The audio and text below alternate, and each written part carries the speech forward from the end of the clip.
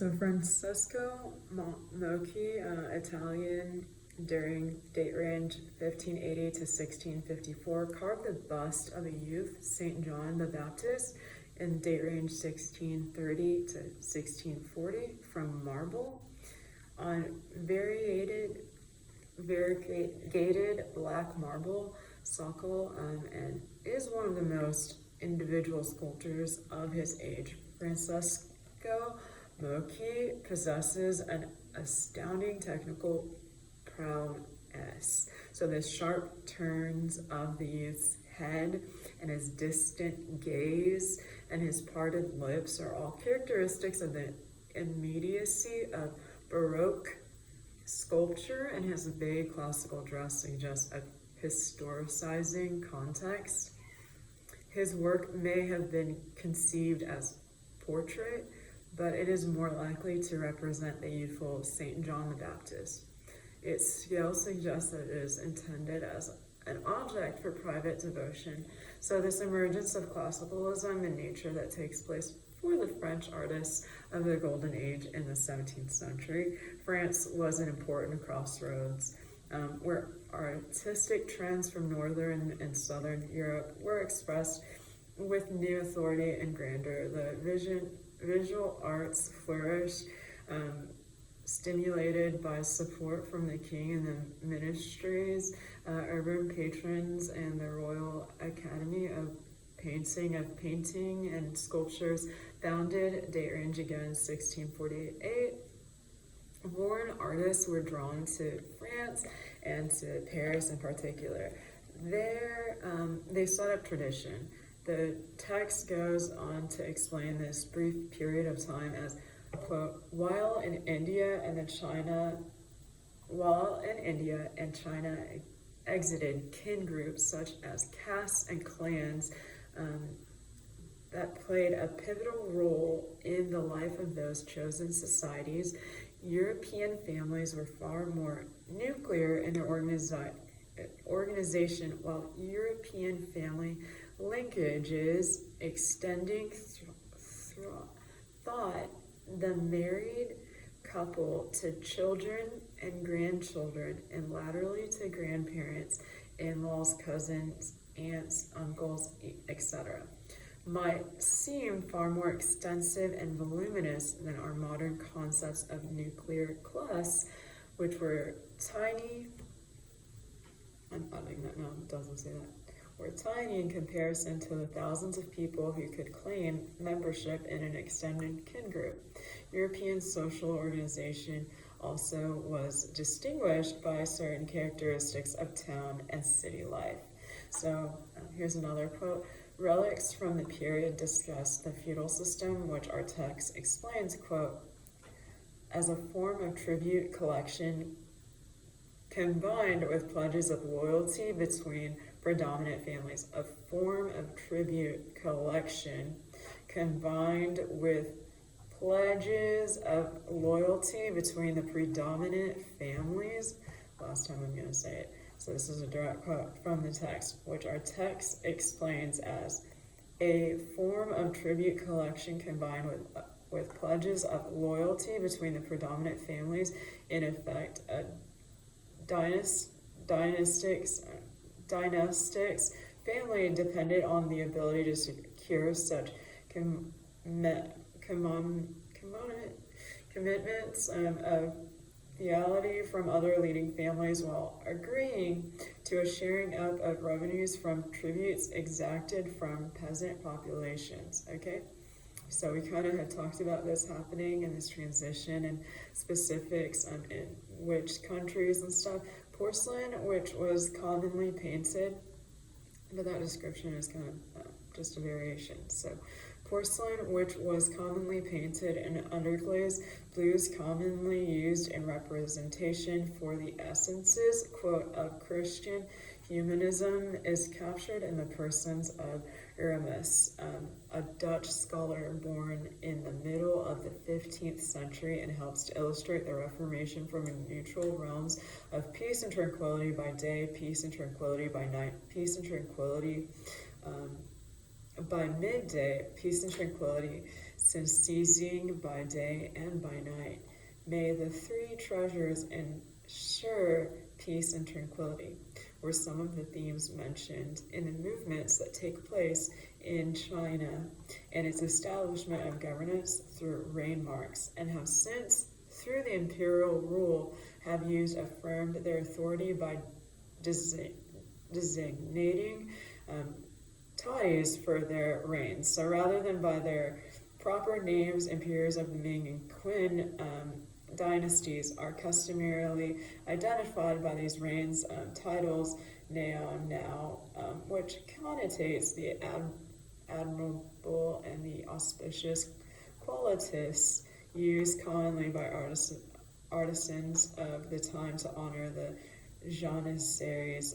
These imperial officials, slaves, formed standing militias and a bureaucracy corps of state agents loyal to the Sultan rather than any tribal or regional group. So the early century Americans have themselves in the purest reformed by Christianity constitutions taken to South America to embrace our free market mission during conflict with Mexico in order to distinguish themselves from other world within the trading empires. So these are all context and updates to my writings based off of the other books. So there's sort of like a pass through with the explanation and description of these economies and societies, but this is from the book that I am now introducing to this series. So if you want to read the book, the context that is differentiating from the previous writing is in this book. So spreads and integrates it into the rest of the world, global impacts to the rest of the world. Not everyone is willing to embrace the American dream and the concept of free market as the fight for control of the territorial provinces continue in the merger of establishing trade relations overseas.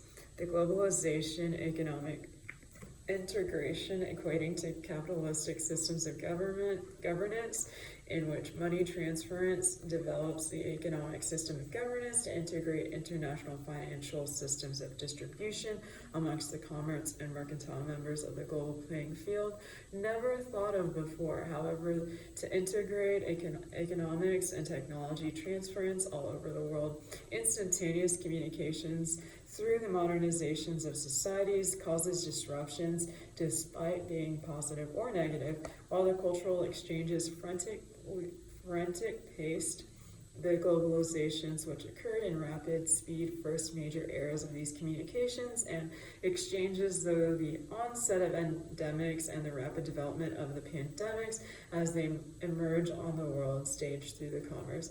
First in Portugal, the Portuguese are the first to initiate on the capitalistic economic exchange, and the Americas as other parts of the world. Gunpowder may indeed have been a factor, although it is unlikely that its importance lay in blowing its feudal walls of China enjoyed such international peace that is aristocratically lineaged and did not engage in its castle building or architectural styles, because rather it is in a brutalist building of the sort typical in Europe. Thus, China did not have many feudal fortifications to blow up, because China designed to keep the steep nomadics from invading China. However, the exchange of the monopolized gunpowder created the value necessary of the commodity to pursue culture and the mercantile exchange in parts of the world never previously exposed to the disease.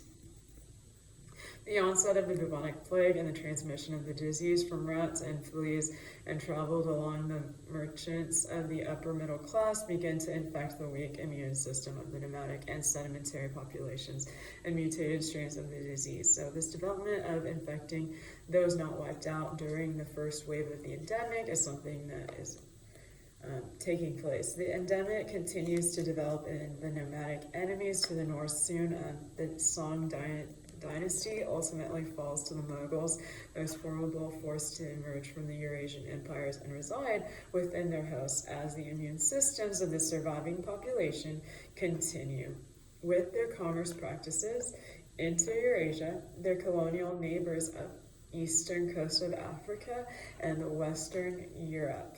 Okay, so through the carriers that previously died before reaching the next seaport for commerce, this was one of the first steps towards modernization of the rural agricultural peasantry class in Rome. Perhaps a theater, given the subject's association with Greek drama, the Age of Science made the intoxicating discovery that melioration depends not upon change within, a direct quote from St. Paul's Birth of the New Man, but rather a direct quote here, change from without. Scientific and social mechanics influenced the Enlightened movement through the practice of drama and the nationalism in the 17th century, Italy and Spain.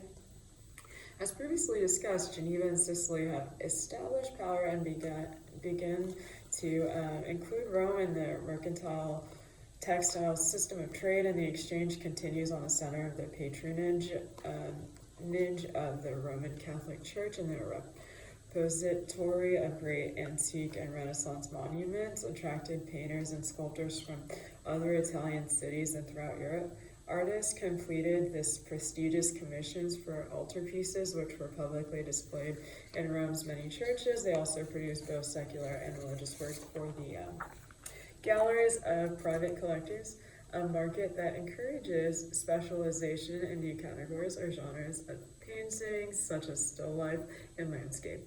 The Enlightenment movement produces painting. I think I'll have to stop here for now.